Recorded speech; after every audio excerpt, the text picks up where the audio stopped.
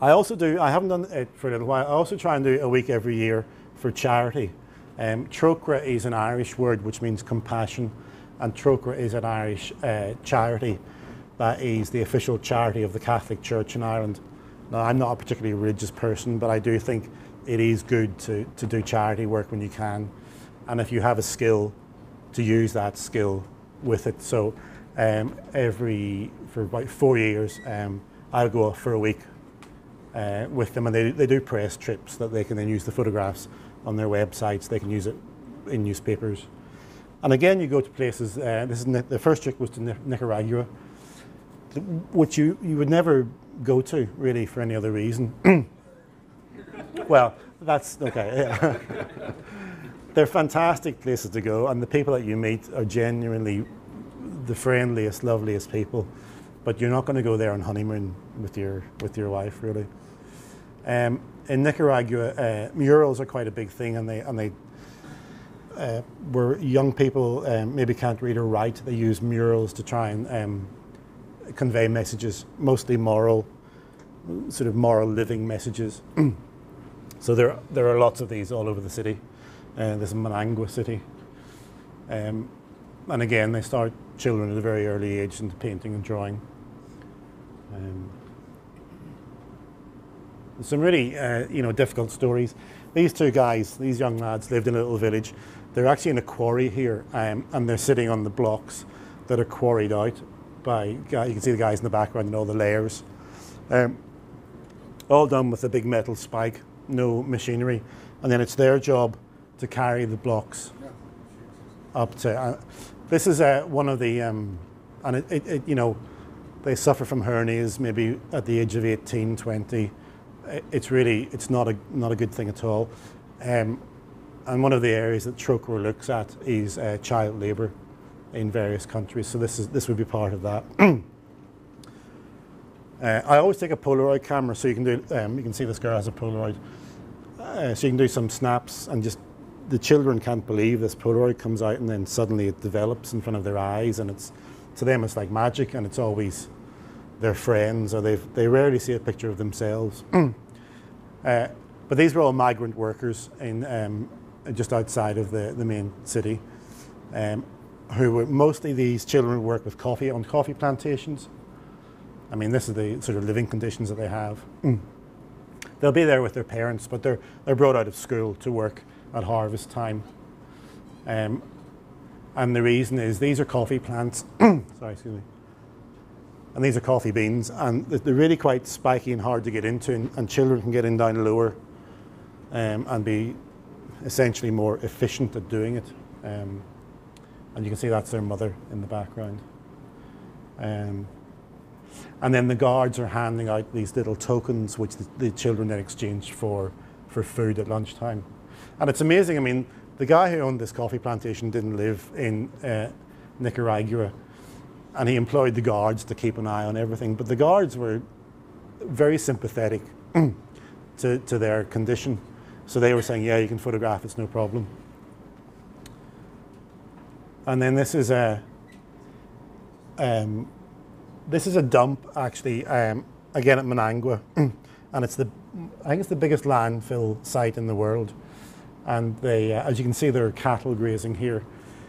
It's dusty, they burn stuff here, and again the kids are there with their big long metal spikes, mostly trying to gather plastic bottles which they can recycle or get money to recycle. And it's really it's like hell on earth. The dust blows all the time. Most of the people have great respiratory troubles. That's why a lot of them are wearing masks. And the guy with the red flag is signalling where the next lorry will come and dump the rubbish. And it arrives, and there are vultures, and there are the cattle, and they then burn the rubbish just to compact it down so they can put more on top. And this is like every 5 minutes. Trucks are arriving. Really a really horrific place. And actually, Médecins Sans Frontières, who are an international group of doctors who go to these sort of places, pulled out because their doctors were getting ill because of the dust. And they said, this is too dangerous even for our doctors. And these people all live in shanty towns.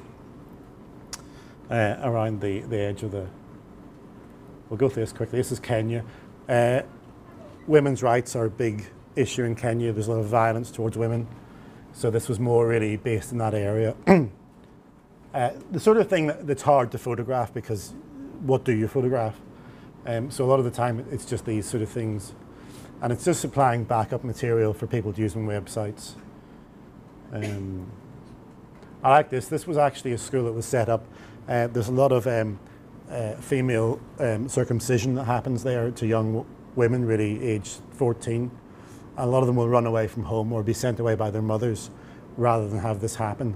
And this school was set up, it's a boarding school that a lot of the people find their way to, and they live here. And there's this is the water tank, and there's the academic tree, and you can be science, be vet. This is inside the school. A diligent pupil, like we all should be, really. And then this was one of the saddest things. This was a man who had AIDS. He died 2 weeks after I took this photograph. But again, he was probably one of the most welcoming, friendly people you can meet, living in a small. I mean, there's no support for these people, really. If you have AIDS in Africa, it's less than 4 years life expectancy, unless you can afford the drugs, and people just can't afford. And then Colombia. This is outside of Bogota city, in a barrio called Suacha, and again it looks very, there's just kids playing in the schoolyard. But as you start to sort of investigate the area around it, it's pretty grim. It's slum living. It's pretty grim living. All this was a quarry on the other side of the valley that was being used for roads. So again, this dust was coming constantly up. I mean, what's interesting about this sort of work is you're there to do it for a purpose and for a charitable purpose, but you also are getting to these areas that you really wouldn't maybe venture into that much by yourself. And you're getting access to people who live there. And in a way, it's almost like pure photography. I always like that one. He just looks like the chairs, the steps. And again, this is overlooking Bogota. But again, they have problems. This was an earth slide that happened before we arrived, and lots of these shanty houses fell in, and 50 people were killed in that landslide. And again, there are just lots of women with terrible stories to tell, really, of all sorts of things that you just wouldn't believe about. This woman, 2 of her sons were murdered in the little village she lived in because they wouldn't join FARC, which is one of the sort of narcotics, guerrillas in Colombia. And then they get dispossessed of their land. This is what cocaine is made from. This is the cocoa plant. So it looks very sort of innocuous, really. And then this is actually down on the coast at a place called Buenaventura, which is Colombia's deadliest city. I did some research and it said 7 times more murders than in Bogota City or Bogota, and 24 times more than in New York City. So it's a pretty violent place. I did a little search on Google for TripAdvisor, and it did actually have 3 hotels that you could stay at here if you're interested.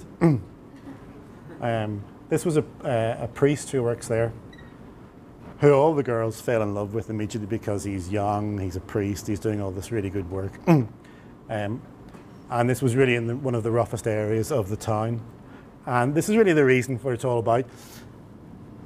These shanty towns are on the edge of the water, and they have submarines and fast speedboats that are hidden, and they come in here at night time and they're loaded up with cocaine. I mean, the submarines are amazing. They're bigger than this room, and this is where they'll leave from to go to mostly to California. And as you can see, it's a pretty grim place to live, really.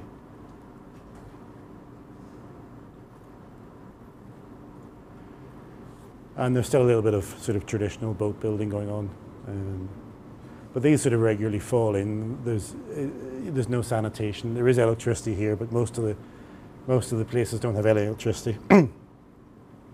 And then we went out on the boat. Even to go on a boat onto the estuary, you have to show your passport, and you have to be counted on and counted off the boat, really. And we went to about maybe 5 miles up the estuary to where this woman lived. This was her house. And again, she claimed her grandfather owned this land, and they'd been moved out by the guerrillas, and she had moved back with her children to try and reclaim the land. So you can see it's all pretty marshy, muddy, sort of flats, really. And there she is, and she's actually gathering sort of like mussels that grow there that she'll then wash and sell in the local market. That's her brother with her. And this is, again, there's just lots of this. It looks sort of quite idyllic. It looks like a nice sort of paradise existence, but there's no sewerage, there's no electricity, there's no running water, there's no heating.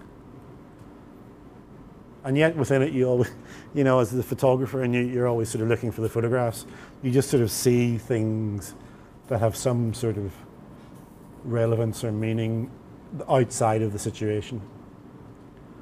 Little street scenes. This is in Medellin, which is north of Bogota. This is where Pablo Escobar was from, really. And again, this was just one night from my hotel room, shot through net curtains.